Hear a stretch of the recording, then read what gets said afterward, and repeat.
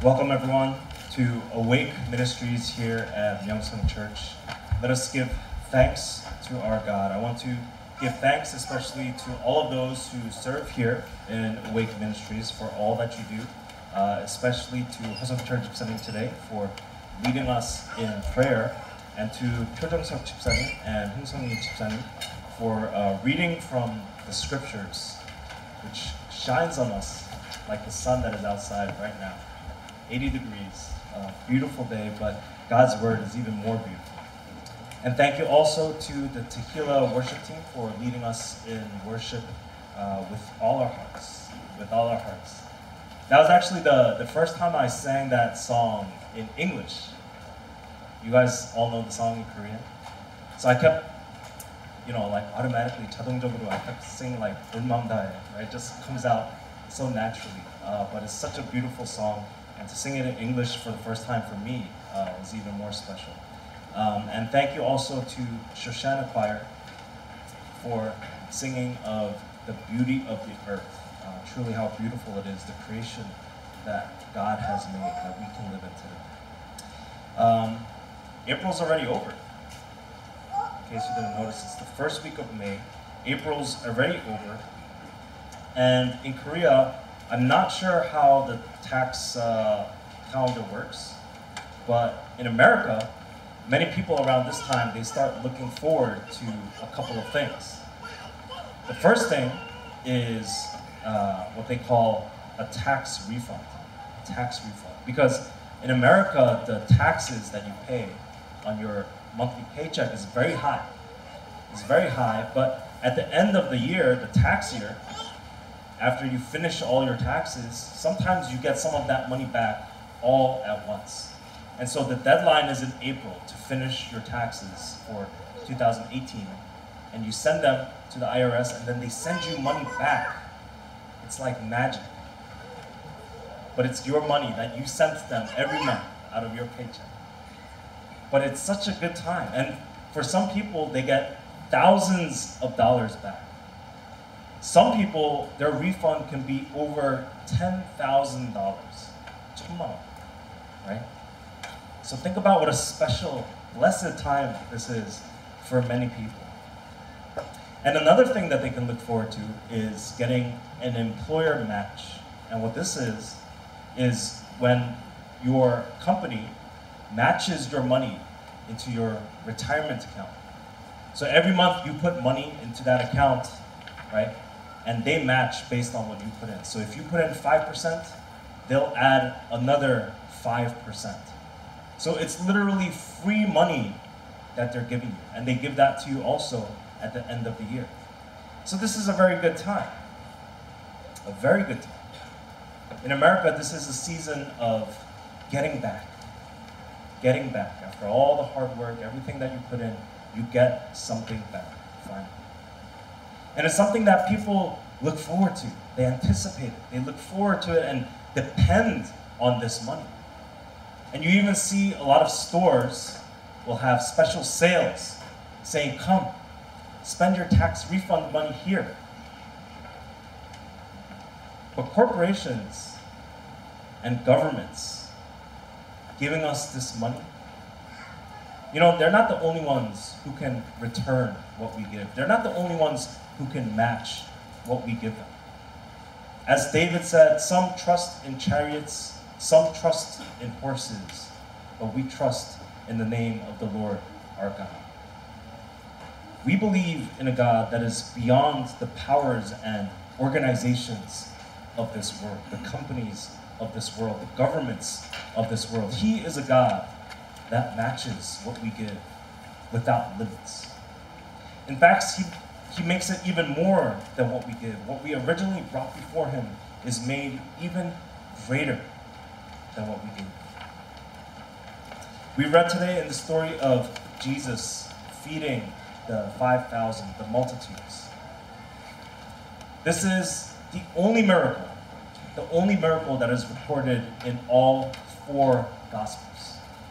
I'm sure you already know this, but the 4 Gospels have differences. So if you read Matthew, Mark, Luke, and John, They all have slight differences, and John sometimes is way out there, but all 4 Gospels have this story. This story. The only miracle to appear in all 4 Gospels. So we know that it is very important. It serves as a preview of the Eucharist, the Last Supper, where Jesus would provide not just for the people before him, but for all people in all of history. And when we find Jesus in this story, he's teaching and he's healing the people in the countryside, and all these great crowds are gathering to come and hear Jesus speak, to hear his words. I can only imagine what a huge mess this was. To have all these people coming and trying to see Jesus. Logistically, it's just a huge mess, a huge headache. You know, last week when we had practice for our special praise, I never saw that much kimbap in my life. It was like a magic box of kimbap that's just never ending, right? Every time you take one out, there's more in there. So much kimbap. And that was just to feed 100, 150, 200 people. Most of you have been to the Korean service today. If not, I hope that all of you go and experience it at Oguyebe, because they're having a special performance for Children's Day, 어린이. And you know, yesterday I sit right in front of 교육부, so I saw what they were doing yesterday. There were so many of them practicing, preparing all of the stations that you see. Everything out there today has been prepared. There's someone who had to prepare, right, those activities. And to feed all those people is an even bigger task, right? So much kopap, you can't imagine. But to feed 5,000 people, 5,000 men, plus the women and children, that's something that's on a completely different level. We can't even imagine what it's like to try to feed those people. And maybe our 식당부 would say, 5,000, that's nothing. I heard on Easter Sunday they fed, I think 30,000 people, they said. Over 30,000 people ate at our 식당 on Easter Sunday. So 식당부 would be like, 5,000, no problem. But they have a professional kitchen. They have paid employees and so many volunteers, so many people putting in time to help. But in today's reading, in today's story, no one had prepared anything. There was nothing there. There were no facilities. There was no stove, no oven, no kitchen, nothing. There wasn't even a sink. Matthew, Mark, and Luke tell us it was getting very late in the day, and there was no sign of the crowd going anywhere. You know, that's another thing. This crowd, they should have some duchi, right? Just go home. There's no food there. Just go home. But they weren't going anywhere. They were waiting to hear Jesus speak. They couldn't get enough of Jesus. And Jesus asks Philip, where should we buy food? Where should we buy food for this entire crowd, for all these people? But there's an extra detail in the other Gospels, which is very important, because Jesus says to his disciples, well, why don't you feed them? Why don't you feed them? Do something about it. Don't complain to me. Do something about it. Whether just asking them, you know, where to buy food. Where should we buy food? It's such a simple question. Or just directly telling them, feed them yourselves. Jesus is reminding the disciples that, hey, there's nothing you can do here. There is nothing that you can do. You cannot feed these people. The disciples completely lacked the ability. They had no strength whatsoever. They had nothing. No resources. No solutions. But it wasn't their fault. From a reasonable perspective, a logical standpoint, there was nothing that the disciples could do. You could do as many calculations and estimates. You could get out your Excel spreadsheet, right, to 100 pages. There is no way you can calculate how to feed this many people with the food that they had. They had no food, nothing.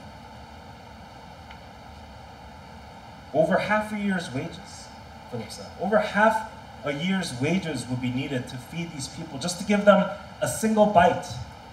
A single bite. In the other Gospels, the disciples tell Jesus, send these people away. Tell them to go home. Tell them, get out of here. Go home. Go figure it out yourself. We don't have to feed you. This is not our problem, Jesus. This is not our problem. We're here to teach, to preach, not to feed these people. They should feed themselves. Why should we have to worry about that? Why should we take on the financial burden of feeding these people? They're not our problem. But in Mark's version, it says that Jesus had compassion. Jesus had compassion on the people that were gathered before him. It says that he looked at them, upon them, like sheep with no shepherd to guide them. Sheep that were lost and scattered, in need of a Savior. And so Jesus' heart was broken. It was broken at the sight of the suffering that these people were undergoing. Not just that their stomachs were grumbling in physical hunger, but that their souls were starving, that their souls were dying and wasting away in a spiritual wasteland, a desert. It was compassion that led Jesus to act. It was compassion that led Jesus to feed these people. Not a desire to show off his power, his strength, all that he could do. Not a chance to show them his miracles.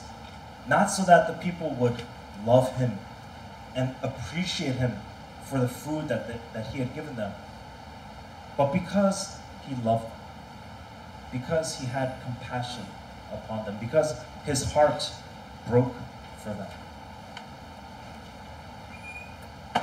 If we want to follow Jesus, we are called to be people of compassion, just as Jesus was. And we have to wonder to ourselves, how many things has Myungsung Church taken on as a burden when we don't really need to? When anyone else would just look the other way. Why is it that Myungsung Church does all these things? And like the disciples, we can ask some hard questions, some logical questions. Why build that mission center? Why help that school? Why should we build that hospital? Why should we provide housing for widows, for orphans? Why should we do this? Why should we give scholarships to all these kids? They're not my kids. I don't know them. Why should we have to do all that? It's easy to ask those questions. And you know, even when we do those good things as a church, it's not like anyone appreciates us. No one sings our praises, and yet we continue. Because that is not why we do those things. We do those things. We take on those burdens. We do those foolish things because we are people of compassion. Because we are a church of compassion. A church full of compassionate people. We know the heart of Jesus, who looked upon the sheep and saw that they needed a shepherd, whose heart was moved. Jesus did not operate on what he was bound to do, on what he was obligated to do, but he moved based on what brought honor to his Father in heaven. He didn't just calculate with his head. He had compassion, truly had compassion in his heart. He looked at these people and saw his little sheep. I hope that all of us would have eyes like that today. It's the reason that we sent a team to Cambodia to assist with the medical missions team. And I want to tell you the story of how that started, because it all started with a meeting that Elder Kim and I had with our senior pastor, and we were talking about the AM, right, EWS at that point. We were talking about how to grow this ministry, how we could develop our programs, how we could boom, right, as the term goes in Korean, how we can grow. And the senior pastor asked me, what do you see as an opportunity? Right? Where do we have a chance to do something? How can we improve the service, the worship, to draw more people in? And I told him, I said, we're not doing enough for other people. We're not doing enough for other people. Because it's not enough for us to have a nice service for us to come and enjoy it, right? And that's the mistake that a lot of people in church make. They think that church is about having a nice service for us to come here and and then go home, to enjoy service for ourselves. No, the point of a church is to serve others. The service draws people here, but we have to send people back out. And so I said, we need to serve others. We're not doing enough. We're not doing enough. And so senior pastor told us very clearly, he said, go on missions. Send a missions team. And so we saw the next possible opportunity was Cambodia. The medical missions team was getting ready to go. And so we joined together with them. And that's how it happened, all of a sudden. Some of you may think like, oh, all of a sudden we're just going to Cambodia. It all happened because of that. Because we saw that as God's clear direction for our church, for our ministry. To be people of compassion, to be people that look and see the sheep out there that need a shepherd. And you know, I'm so proud of how quickly we responded. You know, when that call came, the open positions that we had on the team, I mean, honestly, we didn't have that many spots open, but they filled in less than a week. You know, I was so surprised. When we first started, we thought, you know, will we have enough people to fill these spots, right? But within 1 week, all of these open positions were filled. And all the people who couldn't go, all of you here couldn't go, but you still supported the team with your prayers, with your donations of materials and money. And you know, the school supplies that we collected just filled. We had, how many imingaban, right? The big imingaban. We had like, you know, 7 or 8 of those, full of school supplies, full of presents for the children there. And our members raised over 2 million won. 2 million won. Might not sound like a lot, but that's a lot of money. That's a lot of money. And it all came in the form of smaller donations. It's not just one rich guy said, oh, I'll give 2 million won. It was all our members joining together, giving the small amount, the 2 coins, right, that the widow offered. Just like that. Just like that. We were awoken by God's call to be compassionate, to show compassion, to have compassion on others. And that is what moved Jesus as well. And it was in his compassion that Jesus sees the little boy. Jesus sees the little boy with his 5 loaves of bread and his 2 pieces of fish. And he takes the food, he gives thanks for it and blesses it, and he tells his disciples to distribute it to all the people. And in the end, it says that there was so much left over that they filled 12 baskets full. We all know the story of Israel in the desert under Moses. They cried out to God for food. And God provided for them by putting bread on the ground the very next morning. And there was enough for everyone to eat their fill and even for them to take home. But they had none left over for the next day. Anyone who tried to save it, it would rot away. Because God said, tomorrow is a new day. Tomorrow I will provide again. So Jesus provided for his people, for his sheep, just as they had need for that day.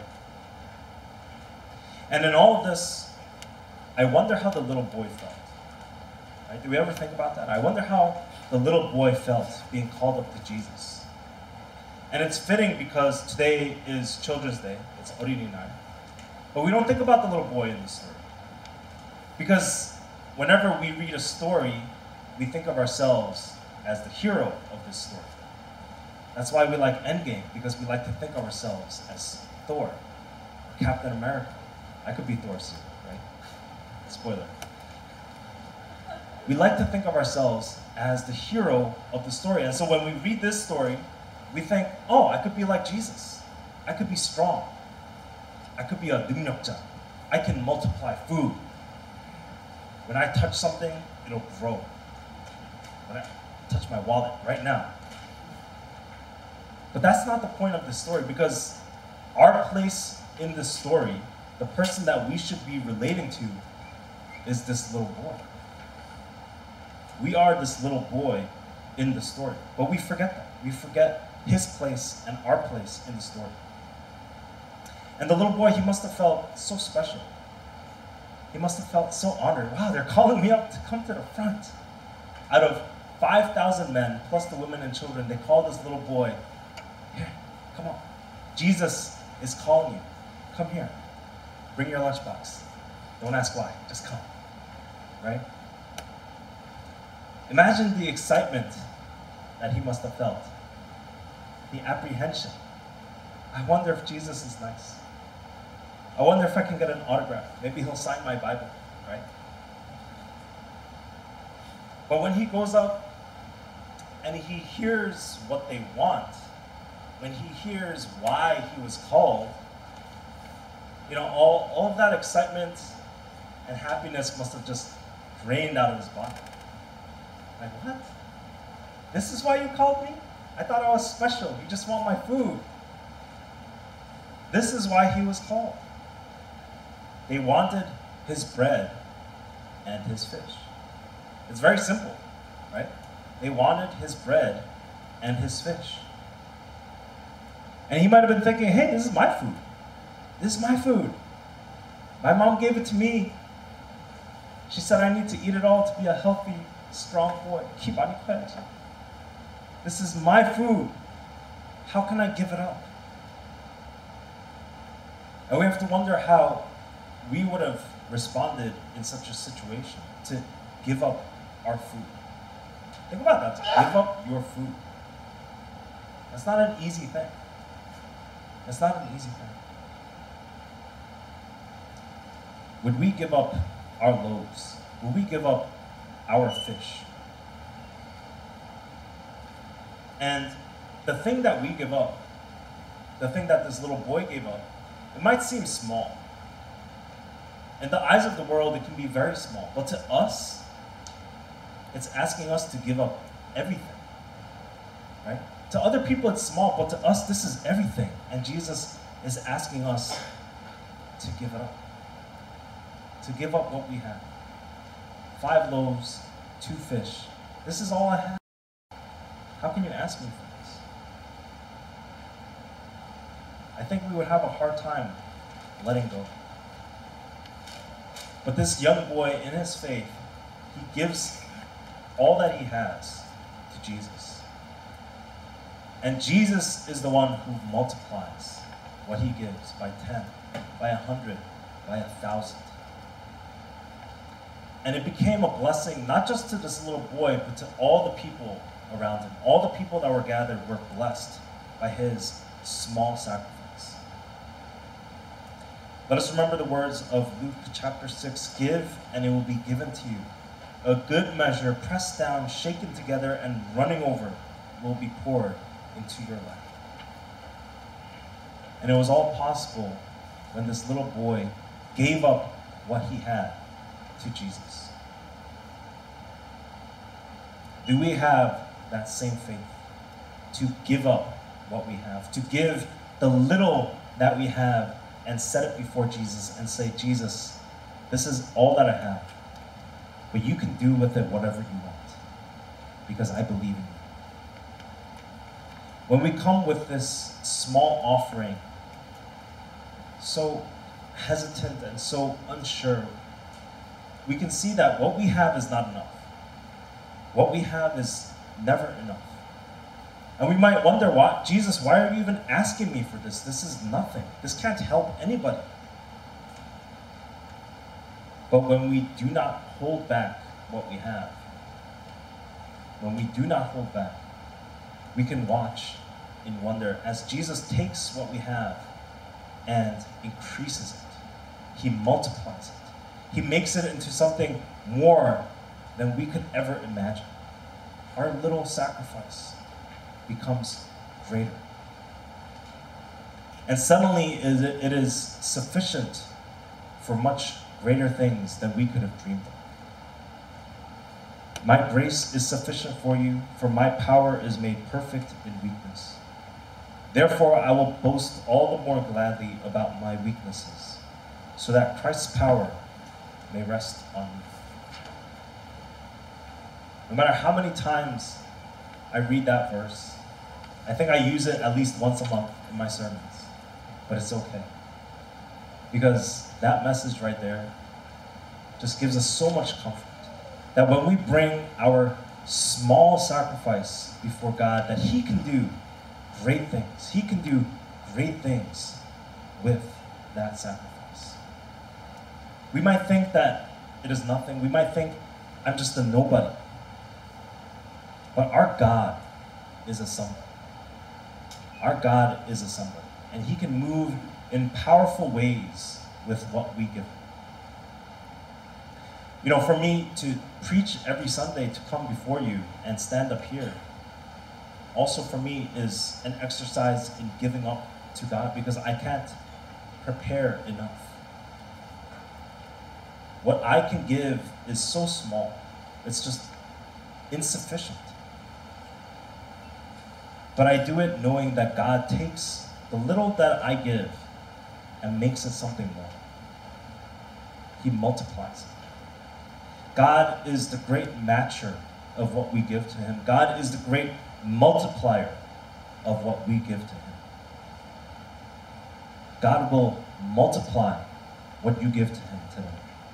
He takes our little offering and magnifies it. He uses us to do things that we didn't think were possible, and we watch, and we wonder, and we think, wow, that's my 5 loaves and 2 fish over there doing that work, making that impact, doing all that. Not because of anything that I could do, not because of my ability or my power, but by the grace of God.